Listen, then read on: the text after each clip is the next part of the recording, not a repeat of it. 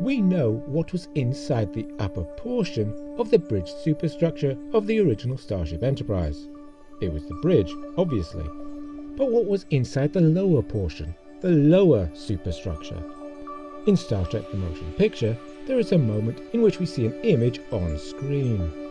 The image is of the original Enterprise pre-refit. It is from the Franz Joseph blueprints, dating from the early to mid-1970s. Although the remarkable work of Franz Joseph designs has now long since fallen out of canon, can we ignore its apparent canon making appearance in the motion picture? What was under the bridge?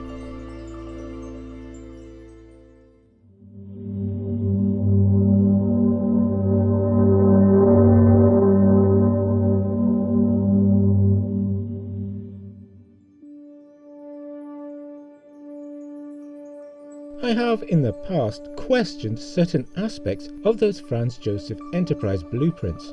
For example, the location of main engineering in the Enterprise engine room enigma and the orientation of the bridge in the Enterprise bridge mystery.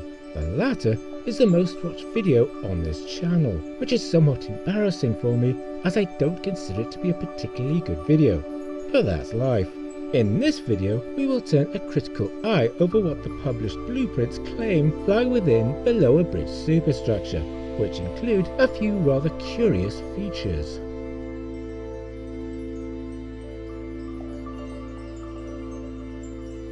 Here we have a recreation of the classic Enterprise.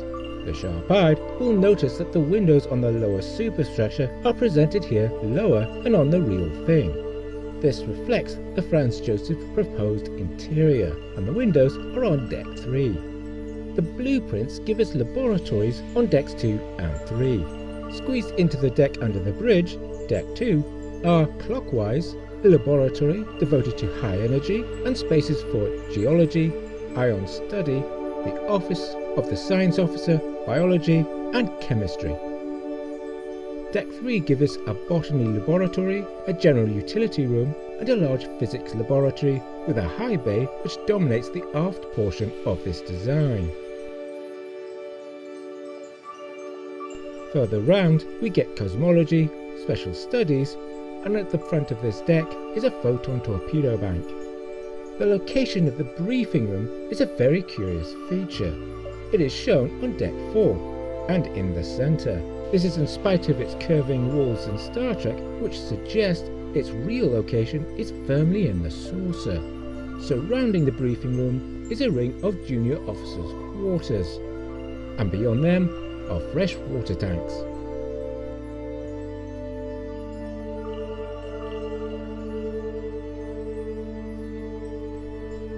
We might argue that this layout is dissatisfying. Surely the lower bridge superstructure should be full of support for the bridge. On a real ship, we might expect a chart room and the captain's quarters close by so he can reach the bridge quickly in an emergency, and it isn't like the Enterprise was a stranger to emergencies.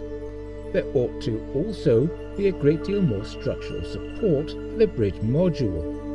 It should be noted that any rooms on Deck 2 have the disadvantage of a ceiling curving downwards, leaving little by way of headroom. Such a deck would be better suited to life support systems for the bridge, and a whole host of computing support. Instead, the blueprints place the bridge and computer emergency battery room down on Deck 5. Another curious feature, we get a high energy laboratory on Deck 2. It would be a very small space, and surely this would be too close to the bridge. Any experiments might interfere with bridge functions, and what if something exploded? One aspect of the superstructure in favour of the Franz Joseph blueprints is the presence of companionways. On this version of the bridge, there is a curious door here, leading into a maintenance corridor. Interestingly, Star Trek the Animated Series also had a door in this location. There is a companionway from this corridor down to Deck 2, and other companionways lead down further. An improvement over using only one turbolift to clear the bridge.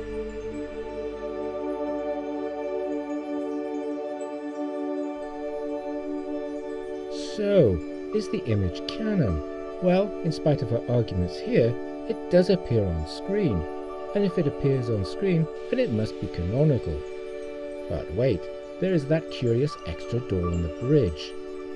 I propose that the Enterprise on screen is not the Enterprise of the original series, but an Enterprise post-original series, yet pre the motion picture refit. Indeed, an Enterprise from the era of the animated series, which did have an extra door. The Franz Joseph blueprints appeared at around the same time as the animated series, and though the door there was a turbolift, we might consider it as capable of accessing a maintenance corridor just as readily. This solution has the advantage of raising the work of Franz Joseph designs out of non-canon rank to semi-canon, assuming, like me, you consider the animated series to be semi-canonical, of course, and why not?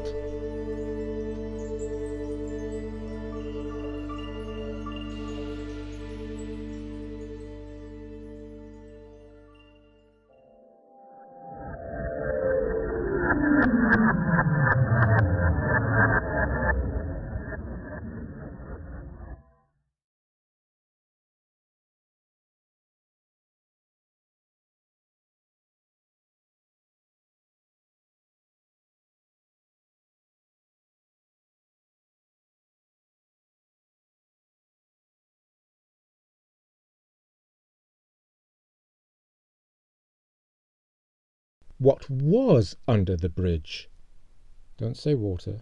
I know you're going to say water. Don't say water. Flowing water.